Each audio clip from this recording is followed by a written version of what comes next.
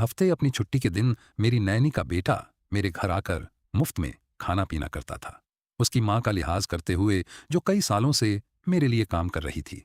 मैंने हमेशा अपनी जुबान पर लगाम कस कर रखी थी, लेकिन एक दिन यह सब बदल गया जब मैं घर लौटा और देखा कि दरवाजे का कोड बदल दिया गया है और दरवाजे पर एक नोट चिपका था।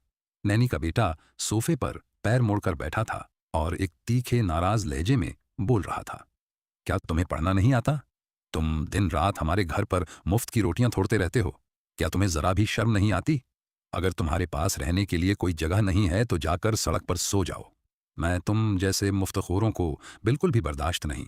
छोटे मालिक, मैं माफी चाहती हूँ। मेरे बेटे को नहीं पता कि मैं यहाँ नैनी का काम करती हूँ और उसका मिजाज भी कुछ कुछ छोटे मालिक जैसा ही है। ये सी है, उसे अजनबियों के साथ एक ही छत के नीचे रहना पसंद नहीं है। वैसे क्या आपके परिवार का शहर के बाहरी इलाके में कोई दूसरा घर नहीं है? अब से जब भी मेरा बेटा वीकेंड पर यहाँ रहने आएगा तो शायद आप उस घर में जाकर ये कहकर। नैनी ने बिना किसी आली औपचारिकता के सामने का दरवाजा बंद कर दिया।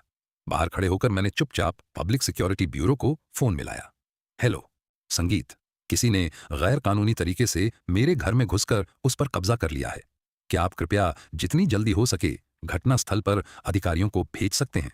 मैंने कभी कल्पना भी नहीं की थी कि मुझ पर, देश के सबसे अनसते अमीर आदमी के बेटे पर, कभी किसी और की मेहमान नवाजी पर पलने वाले एक मामूली घुसपैठिए होने का आरोप लगेगा।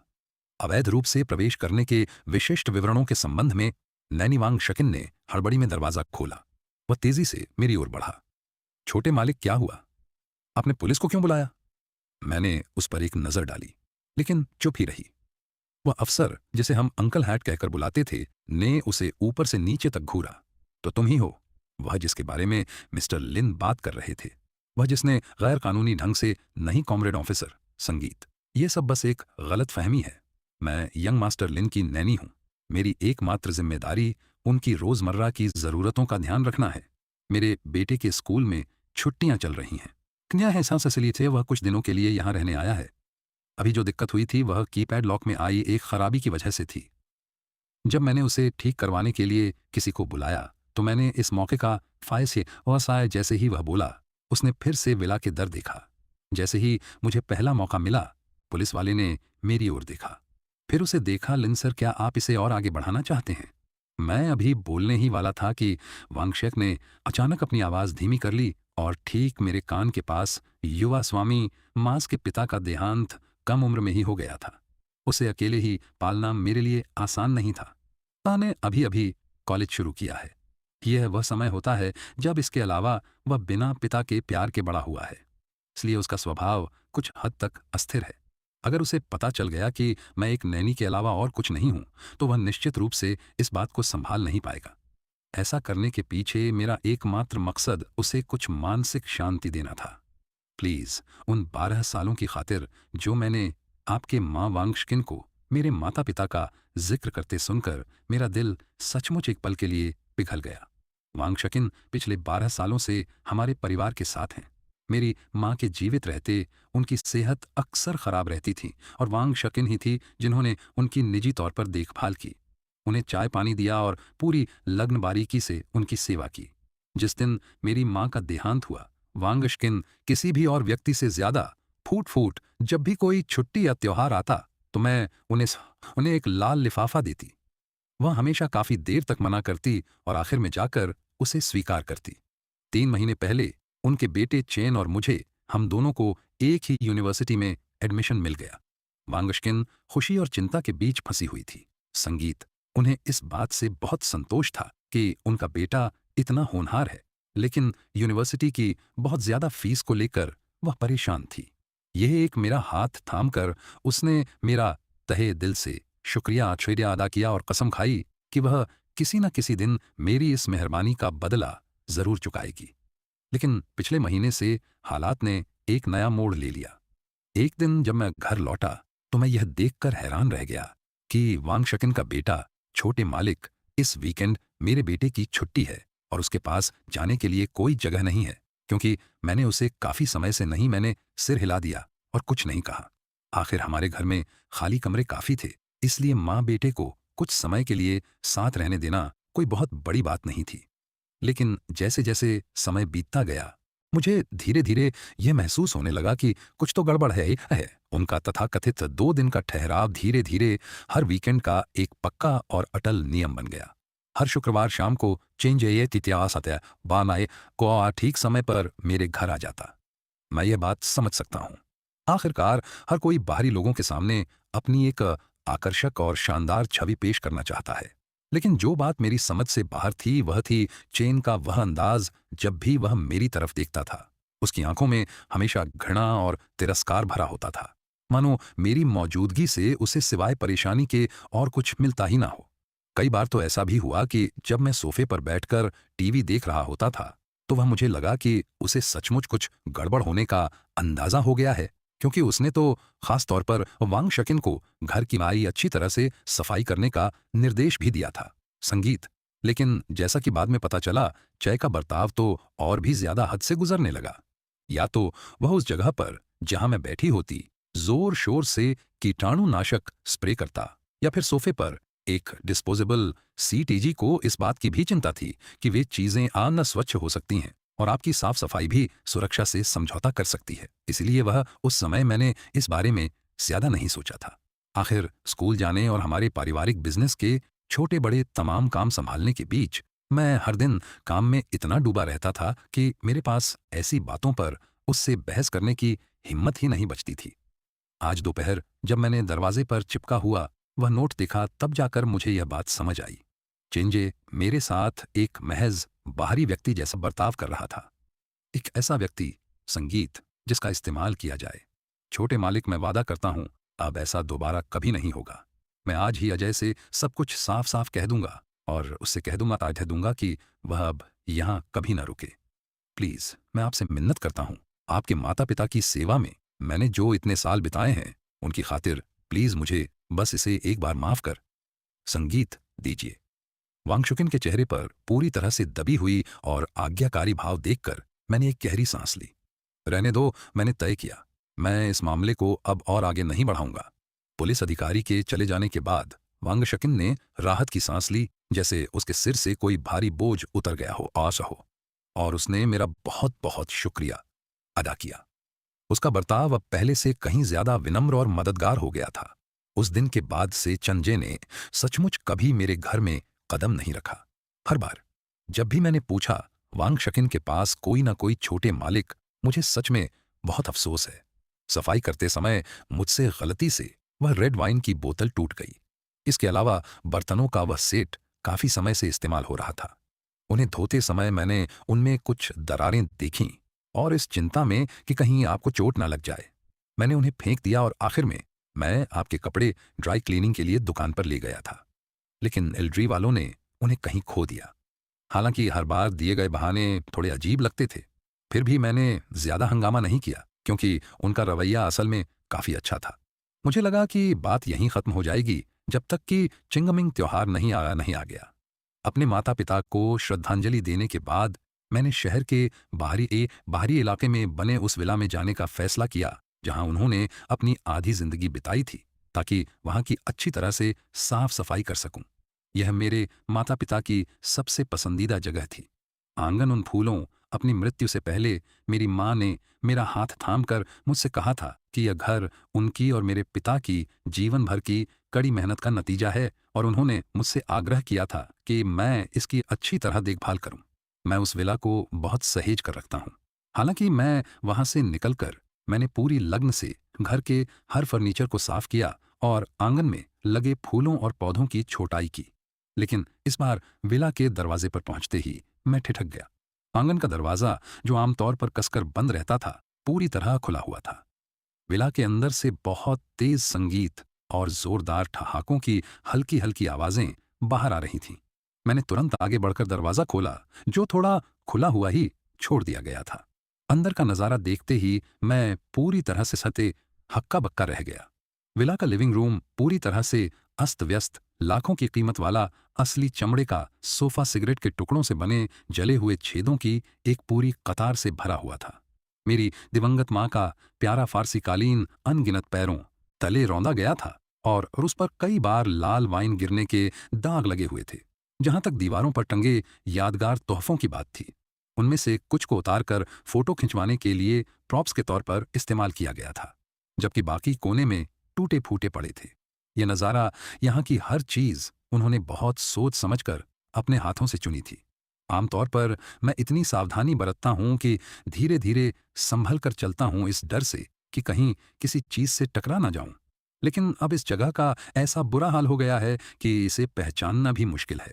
मैंने कमरे पर नज़र दौड़ाई और देखा कि चैन जय सोफे पर बैठा है, ठीक दरवाजे के सामने, और उसके चारों ओर हमारी यूनिवर्सिटी के क्लासमेट्स की भीड़ जमा है। जय, तुम्हारा परिवार तो सचमुच बहुत अमीर है। हे भगवान, तुम्हारी माँ तो सचमुच कमाल की है।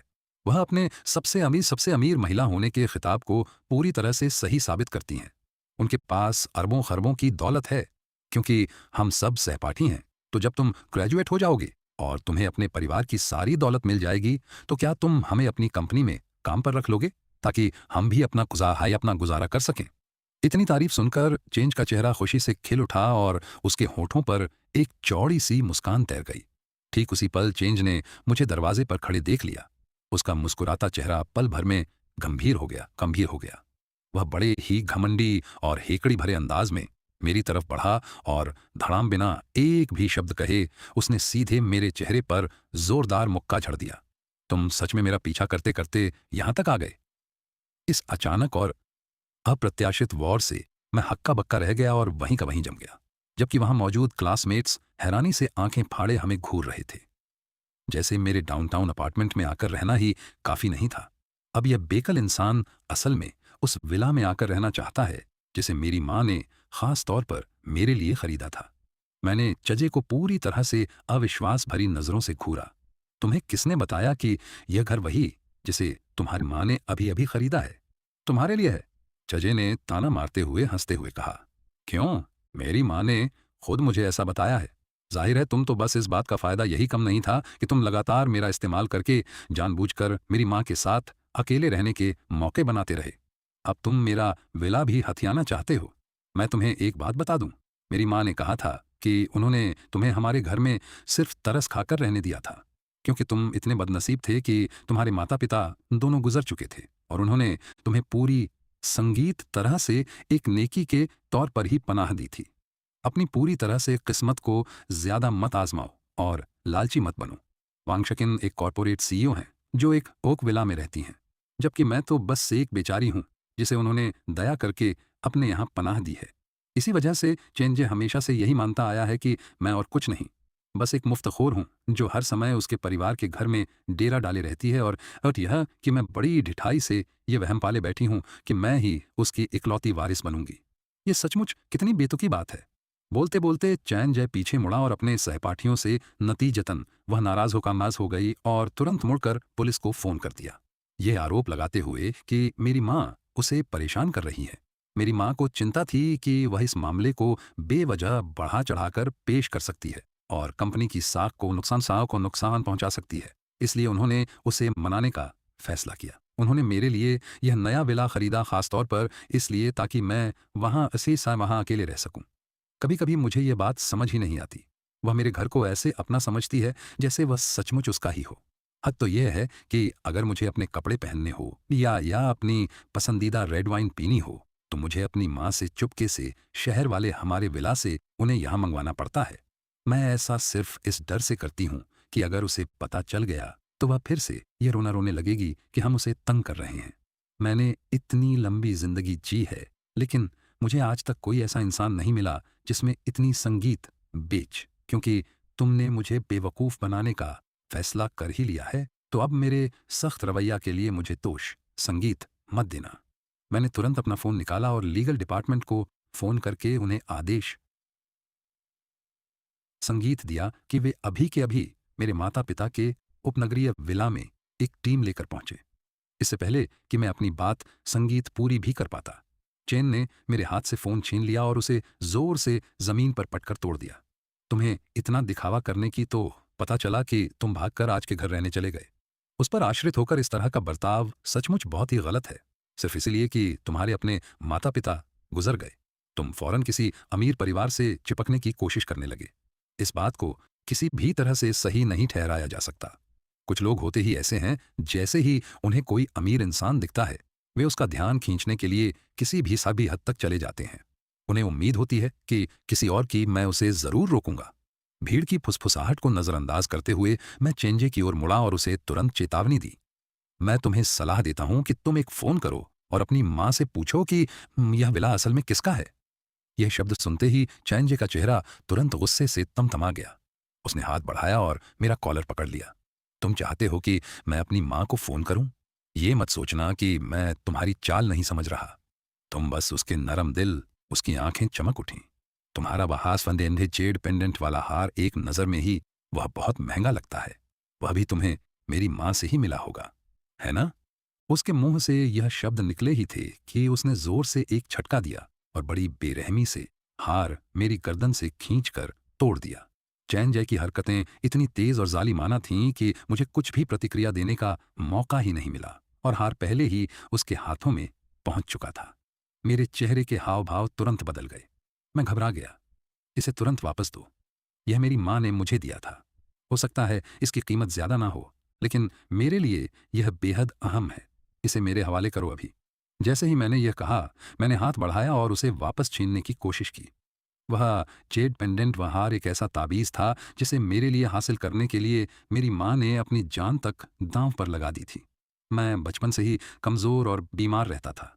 जब मैं 10 साल का था तो मैं बहुत ज्यादा बीमार पड़ गया। 40 डिग्री की झुलसा देने वाली गर्मी में वह एक एक कदम और एक एक साष्टांग प्रणाम करते हुए पहाड़ के तल से लेकर उसकी चोटी तक घुटनों के बल चलकर प्रार्थना करती हुई आगे बढ़ी। वह तब तक घुटनों के बल चलती रही जब तक उसके घुटने लहूलुहान होकर नीचे की सफेद हड्डी को न दिखा देने लगे। उसने अपना सिर जमीन पर तब तक पटका जब तक उससे खून न बहने लगा और उसकी चेतना बार बार आती जाती रही। यह सब मुझे देखो। मैं कसम खाता हूं कि मैं इसे सुरक्षित रखूंगा। यह हार मेरे लिए अनमोल है। बचपन से ही मैं इसे हर जगह अपने साथ रखता आया हूं। यह वह चीज है जिसकी कीमत मेरी मां ने अपनी जान देकर चुकाई थी और इससे भी बढ़कर यह मेरे लिए एक पवित्र आदेश है। मैं किसी को भी इसे नुकसान पहुंचाने की इजाजत बिल्कुल नहीं दूंगा। तुम इसे जितना ज्यादा पाने की चाहत रखोगे, मैं इसे नष्ट करने के लिए उतना ही ज्यादा दृढ़ रहूंगा। इससे पहले कि मैं उस और बस सब कुछ टूटकर बिखर गया, मेरा दिल ऐसा महसूस कर रहा था जैसे कोई उसे चाकुओं से चीर रहा हो। मैं मुश्किल से सांस ले पा रही थी। तुमने हद पार कर दी है। अब मेरा सब्र टूट चुका है। मैंने तुरंत पलटवार किया और सीधे चजे के चेहरे पर एक जोरदार मुक्का जड़ दिया। तुम्हारी हिम्मत कैसे हुई मुझे मारने की? चजे ने अपना चेहरा पकड़ लिया और गुस्से से चीखते हुए बोला, इसे जोरदार सबक सिखाओ, जो ये पूरी तरह से अनुचित है। यह तो एक मामूली मेहमान भला किस तरह का हार खरीद सकता है? एक नजर में ही साफ पता चलता है कि यह तुम्हें इजी की मां से मिला है। वह तो बस अपना सामान हटा रहा था। इसमें तुम्हें इतना हंगामा करने की क्या जरूरत थी? तुम्हें तो बिल्कुल भी तमीज नहीं है। ये तो काफी बुरा है ही कि तुम दूसरों के टुकड़ों पर पलने वाली हो, लेकिन किसी पर पहले हाथ उठाने की हिम्मत करना, यह तो सचमुच हद है। और तुम्हें अपनी मां का जिक्र करने की भी हिम्मत हुई। अगर तुम्हारे माता पिता को पता चले कि तुम ऐसा बर्ताव करती हो वादे हो तो उनका दिल भी जरूर टूट जाएगा। जमीन पर गिरकर मैं गुस्से से कांप उठी और दांत पीसते हुए बोली, तुम्हें इसका पछतावा होगा। यह शब्द सुनकर वहां जमा लोग ऐसे रिएक्ट करने लगे जैसे उन्होंने दुनिया का सबसे मजेदार मजाक सुना हो। वह सिर पीछे करके जोर जोर से हंसने लगे। एजी की मां कभी इस इलाके की सबसे अब यही एकमात्र तरीका है जिससे मैं अपनी उन आदमियों ने मुझे जमीन पर कसकर दबा दिया और मेरा बेहिसाब मजाक उड़ाया और मुझे जलील किया। भीड़ की तालियों और शोर के बीच चेन ने मेरे बालों का एक गुच्छा मुट्ठी में जकड़ा और बड़े घमंड से कहा, पछतावा? मैंने अपनी पूरी जिंदगी में कभी किसी बात का पछतावा नहीं किया। मैं तो बस ये देखने का इंतजार कर रहा हूं कि तुम आखिर मुझे किस तरह किसी बात का पछतावा करवाओगे। उसके मुंह से ये शब्द निकले ही थे कि विला की तरफ तेजी से आती हुई लग्जरी कारों का एक काफिला ठीक दरवाजे पर आकर रुक गया। वहां मौजूद लोगों की नजरों के सामने कार के दरवाजे एक साथ खुले और काले सूट पहने एकदम सीधे और शानदार हाव भाव वाले पुरुषों का एक समूह एक के बाद एक बाहर निकला। हर किसी के चेहरे पर गंभीरता थी और उनकी आंखें चील की तरह तेज थीं। वे तेजी से विला के दरवाजे की ओर बढ़ रहे थे। इस समूह संगीत की अगुवाई एक महिला कर रही थी जिसने ड्रेस पहनी हुई थी। सोने के फ्रेम वाला चश्मा लगाया हुआ था और उसके बाल घुंघरे है पाव घुंघराले थे। ये कोई और नहीं, उसके पीछे पीछे लीगल डिपार्टमेंट के 20 से ज्यादा कर्मचारी और कई पेशेवर सुरक्षाकर्मी चल रहे थे। हर किसी के हाथ में एक फाइल फोल्डर और शरीर पर लगा एक कैमरा था। अपनी जबरदस्त मौजूदगी के साथ उन्होंने तुरंत विला के प्रवेश द्वार को घेर लिया और उसे पूरी तरह से बंद कर दिया। यह नजारा देखकर वहां मौजूद छात्र हक आखिर चल क्या रहा है? अचानक इतने सारे लोग कहां से आ गए? यह भी कोई पूछने की बात है। जाहिर है यह सब एजी की मां का किया धरा है। वह बहुत अमीर हैं। उन्हें पता था कि एजी आज खास तौर पर अपने क्लासमेट्स को विला में पार्टी के लिए बुला रहा है, तो जाहिर है वह एक शानदार स्वागत समारोह करना चाहेंगी। यह बात ये संगीत बात तो बिल्कुल सही है। तो इसका मतलब है कि छात्रों ने कुछ देर तक अपना खुद का आकलन किया। कुछ ही पलों बाद वे साफ तौर पर जोश से भर उठे और उनके चेहरे घमंड से लबालब थे। चेंज है कि आंखें चमक उठीं। उसने तुरंत मेरे बालों से अपनी पकड़ ढीली कर दी, फिर अपने कपड़े ठीक किए और एक मेजबान के अंदाज में आगे बढ़ा। लियू रुयान और लियू रुयान ने शैंजे पर जरा भी ध्यान नहीं दिया।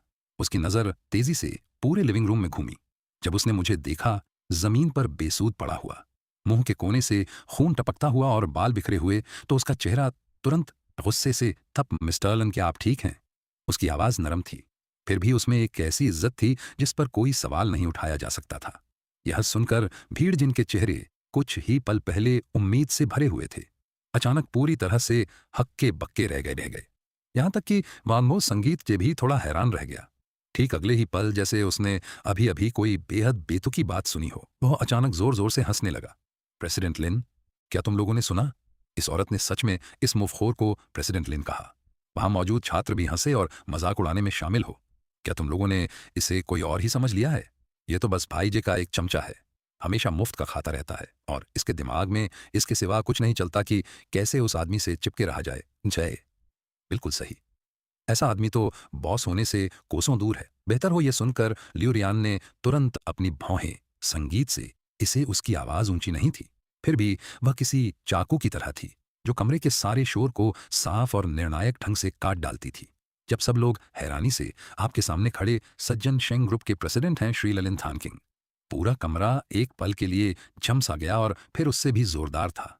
हाँ हाँ, यह तो हर मिनट और भी ज्यादा बेतुका होता जा रहा है। अगर वह शेंग ग्रुप की चेयरवुमन होती तो बिल्कुल सही। जो इंसान अपने सिर पर छत का भी इंतजाम नहीं कर सकता, वह भला शेंग ग्रुप के चेयरमैन से जुड़ा होने का दावा कैसे कर सकता है? यकीनन वह यह तो नहीं सोचता होगा कि सिर्फ इसलिए कि वह कुछ दिन के लिए चेयरमैन के घर रुका था, उसे संगीत खुद को चेयरमैन कहने का हक मिल गया है। यहाँ तक कि ब्रदर जे, जो चेयरमैन के अपने सगे रिश्तेदार हैं, भी ऐसी बेतुकी बात कहने की हिम्मत नहीं करेंगे। फिर भी ये आदमी जो मैं, अब मुझे बात समझ आई, तुम लोग और कुछ नहीं, बस कुछ एक्टर हो साहित्य हो। क्या लिनयान किंग को एहसास हो गया था कि वह ब्रदर्स का मुकाबला नहीं कर सकता? इसलिए वह घबरा गया और अपनी इज्जत बचाने के लिए उसने खास तौर पर, तुम, ये तो बस अफसोस की बात है कि हम क्लासमेट हैं और उसे अच्छी तरह झाखा जानते हैं। तुम्हारी ये छोटी सी नौटंकी हमें बेवकूफ नहीं बना पाएगी। चलो अब सच सच बताओ, लिनथियान किंग ने तुम्हें यहां आकर ये नाटक करने के लिए कितने पैसे दिए? मैं तुम्हें उससे दुगने पैसे दूंगा। चेंजे ने भी उपहास भरी नजरों से लियुयान की ओर, अगर तुम्हें नाटक ही करना है तो कम से कम उसे थोड़ा तो भरोसे लायक बनाओ। इसके बजाय तुमने तो गलत इंसान से पंगा ले लिया है। खुद को मेरी मां बताने की कोशिश कर रहे हो। क्या तुम्हें यह है?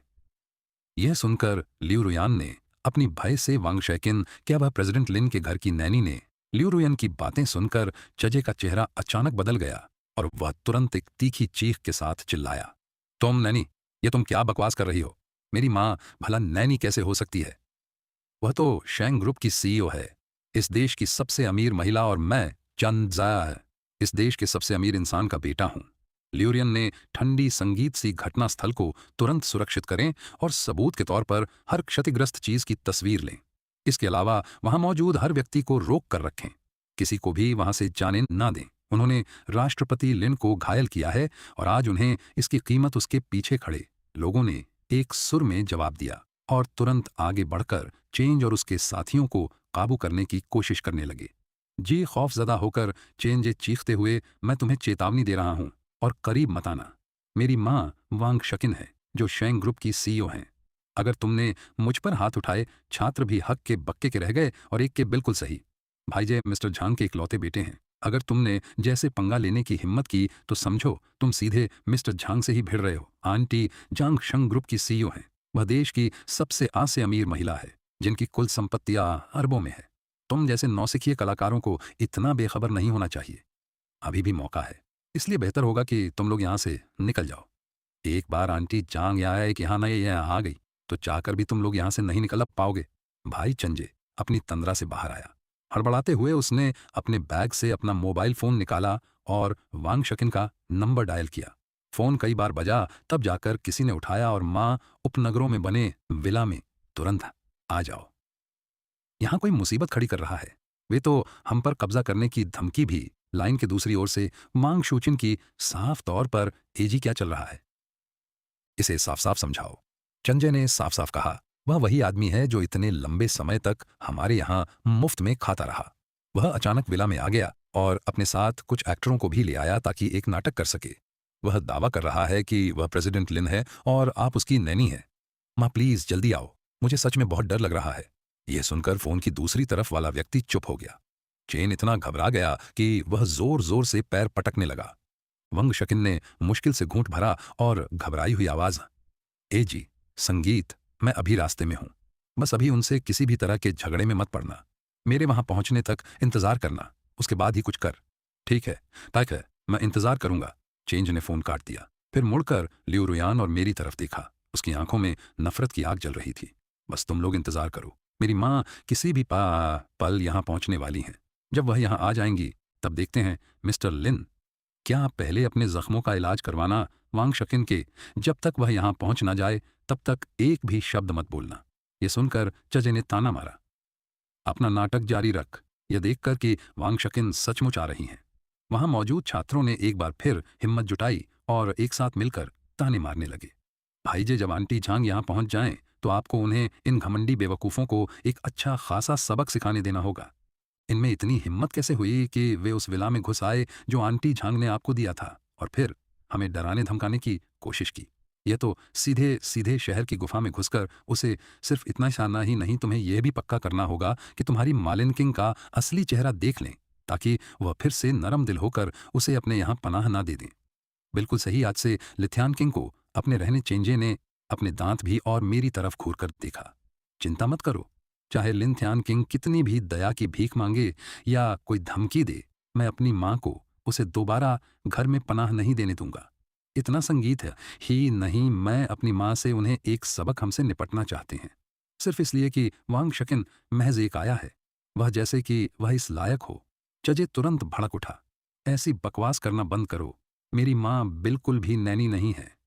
वह करोड़ों की कीमत वाले एक विशाल विला में रहती हैं और शेंगशी ग्रुप की मालकिन है, जो पूरे प्रांत का सबसे बड़ा समूह है।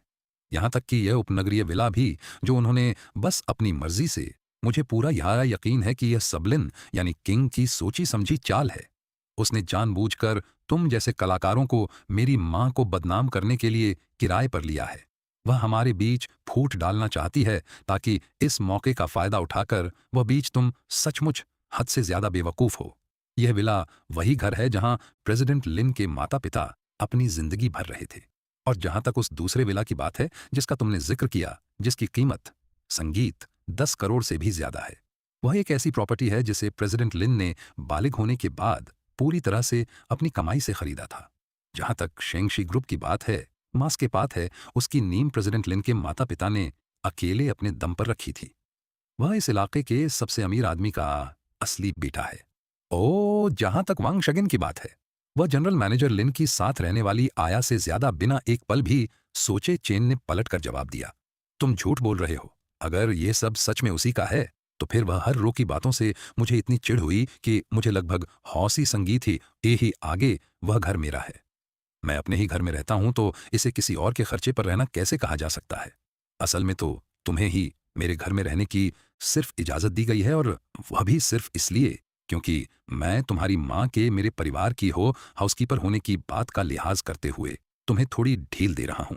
जहां तक इस बात का सवाल है कि उसने तुमसे क्यों कहा कि वह सीईओ है, या उसने तुम्हें मेरे उपनगरीय विला में क्यों, तुम देख सकते हो कि मेरी माँ किसी भी पल यहां पहुंचने वाली है और तुम्हें डर है कि तुम मुझसे बहस में जीत नहीं पाओगे, इसीलिए तुम जानबूझकर उनके आने से ठीक पहले बकवास कर रहे हो और झगड़ा भड़का रहे हो, इस उम्मीद में कि तुम मेरी माँ और मेरे बीच दरार डाल सको।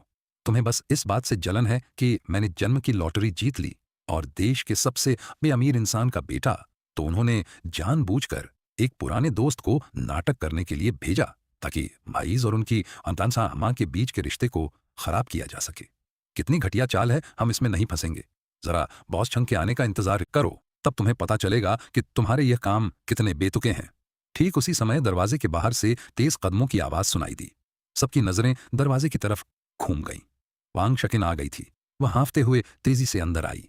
मुझे लियू रुयान और दूसरों उसका चेहरा तुरंत पीला पड़ गया। यह देखकर छात्र एक साथ आगे बढ़े ताकि उसकी नजर में अच्छा बन सकें। मिस्टर जांग, आप आखिरकार आ ही गए। लिन त्यान किंग ने कुछ अभिनेताओं को किराए पर लेकर एक नाटक रचा है और जानबूझकर यहां मौजूद लोगों को डराने की कोशिश कर रहा है।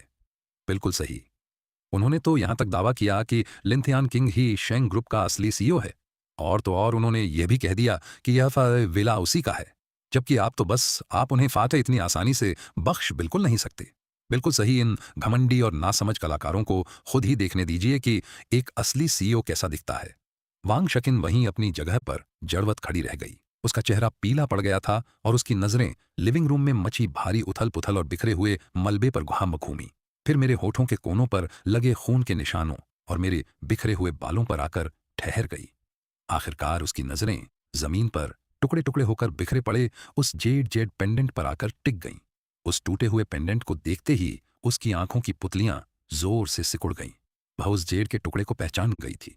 वह जानता था कि यह मेरी मां की दी हुई एक निशानी थी, एक ऐसा खजाना जिसे मैंने हमेशा बेहद हिफाजत से संभाल कर रखा था, लेकिन अब वह टूटकर बिखर चुका था। वांग शकिन के होंठ कांपे। वह कुछ कहना चाहती थी, मगर उसके गले से कोई आवाज नहीं निकली। चेंजे तेजी से उसकी तरफ बढ़ा, उसका हाथ पकड़ा और एक बेहद बेचैन और उतावली आवाज में कहा, मां, आखिर तुम आ ही गई। ये लोग मुझे तंग कर रहे हैं, जल्दी करो। इस आदमी से कहो, वे जिद कर रहे हैं कि तुम बस एक नैनी हो, और वे दावा कर रहे हैं कि हमारे परिवार का घर और कंपनी, यहां तक कि ये विला भी सब लिनयाकिंग के हैं।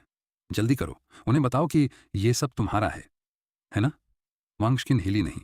मां कुछ गड़बड़ भांप कर चेन ने उसकी बाह खींची। क्या बात है, कुछ तो बोलो। ठीक अगले ही पल वांग शकिन ने धीरे से अपना सिर उठाया और मेरी तरफ देखा। वह तेजी से मेरी ओर आई और फिर ठीक पिछली बार की तरह उसने अपनी आवाज धीमी कर ली। युवा स्वामी, कृपया मदद करना।